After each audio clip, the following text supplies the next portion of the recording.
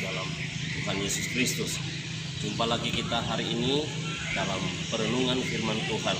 Dan hari ini saya akan membawa kita dalam satu tema, mujizat di tengah laut atau mujizat di tengah badai. Firman Tuhan yang akan kita renungkan hari ini terambil dari Kisah Para Rasul 27 ayat 22, 23 dan 24. Demikian firman Tuhan. Tetapi sekarang juga dalam kesukaran ini aku menasihatkan kamu supaya kamu tetap bertabah hati, sebab tidak seorang pun di antara kamu yang akan binasa kecuali kapal ini. Karena tadi malam seorang malaikat dari Allah, yaitu dari Allah yang aku sembah sebagai miliknya, berdiri di sisiku. Dan ia berkata, "Jangan takut Paulus, engkau harus menghadap Kaisar, dan sesungguhnya oleh karena Allah maka semua orang yang ada bersama-sama dengan engkau di kapal ini akan selamat karena engkau." Saudara-saudara yang saya kasih dalam Tuhan, bagian ini menceritakan pelayanan atau perjalanan Rasul Paulus dari Italia Roma. Dan dalam perjalanan tersebut, saudara-saudara, Rasul Paulus bersama rombongan sedang menghadapi masalah besar oleh karena adanya angin timur atau angin badai yang besar, sehingga kapal mereka terus mengalami goncangan demi goncangan dan terombang-ambing beberapa waktu lamanya di setiap perjalanan tersebut. Saudara-saudara, kalau kita melihat ini adalah sebuah masalah besar dalam kehidupan orang-orang yang ada di dalam kapal pada saat itu. Mengapa? Karena firman Tuhan berkata, ini sebuah badai yang sangat besar membuat mereka harus membuang semua muatan yang ada di dalam kapal.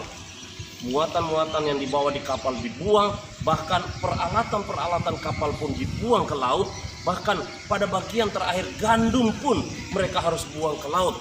Mengapa? Karena beban yang ada di kapal itu, mereka berpikir oleh karena beratnya beban ini, maka kita akan tenggelam. Tetapi saudara-saudara yang saya kasih dalam Tuhan, setelah itu dilakukan, yang terjadi kapal itu tetap masih mengalami masalah. Sehingga ayat demi ayat menjelaskan bahwa mereka berada terombang-ambing 14 hari. 14 hari bukan waktu yang singkat. 14 hari mereka menunggu-nunggu untuk mendapatkan pertolongan. Menunggu-nunggu untuk mendapatkan keselamatan yang dari tempat lain, dari luar. Dikatakan Alkitab bahwa dalam ayat ke-19, dan pada hari yang ketiga mereka membuang alat-alat kapal dengan tangan mereka sendiri. Dilanjutkan ayat 20, setelah beberapa hari lamanya baik matahari maupun bintang-bintang tidak kelihatan, dan angin badai yang dahsyat terus menerus mengancam kami. Akhirnya putuslah segala harapan kami untuk dapat menyelamatkan diri kami. Sebuah pergumulan yang sangat besar. Beberapa hari tidak kelihatan bintang, tidak kelihatan matahari. Ini adalah sebuah kegelapan di tengah laut. Dan dalam situasi seperti ini, firman Tuhan berkata bahwa mereka putus harapannya. Tetapi yang menjadi sesuatu pengharapan bagi kita adalah sebagai orang-orang percaya. Bagian ini menjelaskan bahwa sesungguhnya mereka tidak mengalami kebinasaan. Mengapa? Ini yang menjadi sebuah perenungan bagi kita.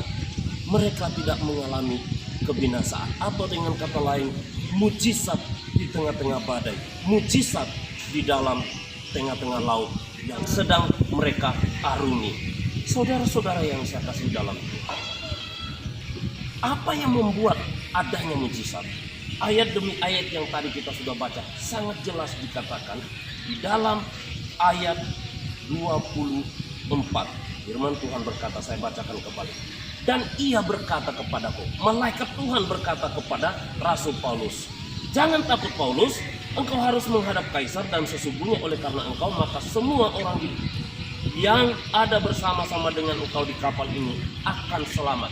Yang pertama di sini adalah kehadiran seorang Rasul Paulus di tengah-tengah kapal itu.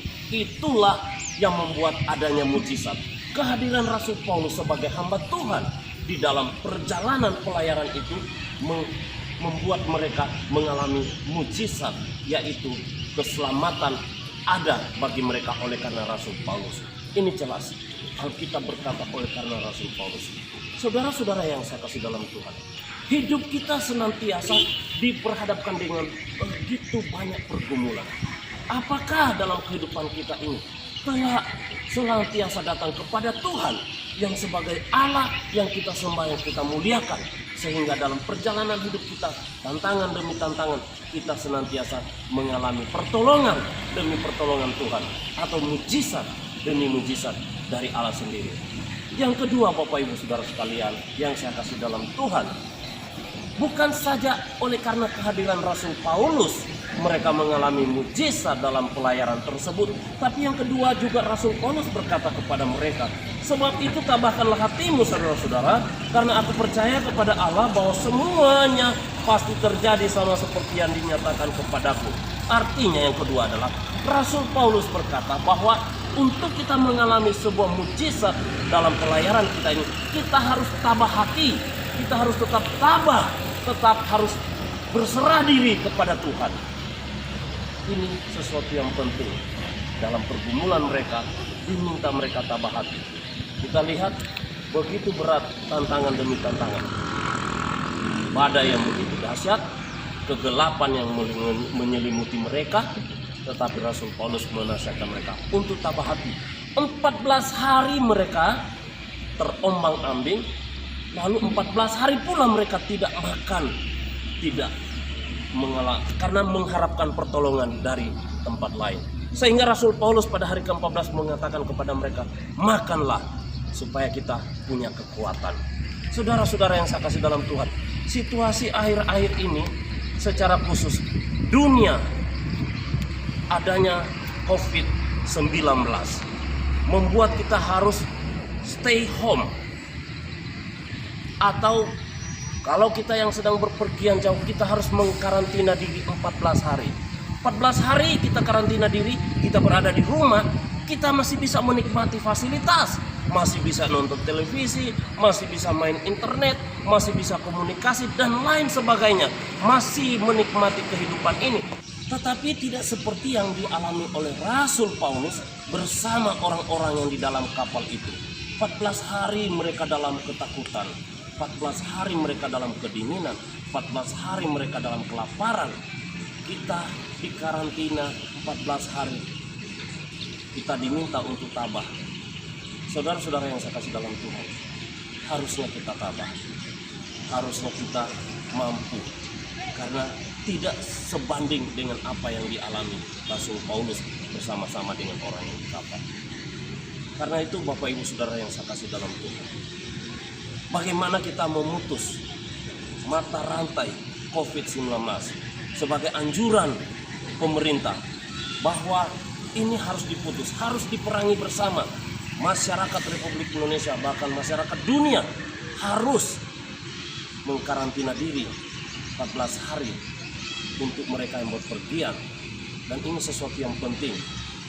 14 hari mari kita bersama-sama mendoakan akan bangsa kita, mendoakan akan negara kita, mendoakan akan seluruh dunia, agar Tuhan berkemurahan, memberikan mujizatnya kepada kita dengan menghentikan COVID-19 ketika kita di dalam kesetiaan datang kepada Tuhan. 14 hari mari kita senantiasa datang berdoa kepadanya, berserah kepadanya. Kita akan melihat Tuhan memberkati kita, Tuhan meluputkan kita, Tuhan melindungi kita. Tuhan Yesus memberkati kita. Mari kita berdoa.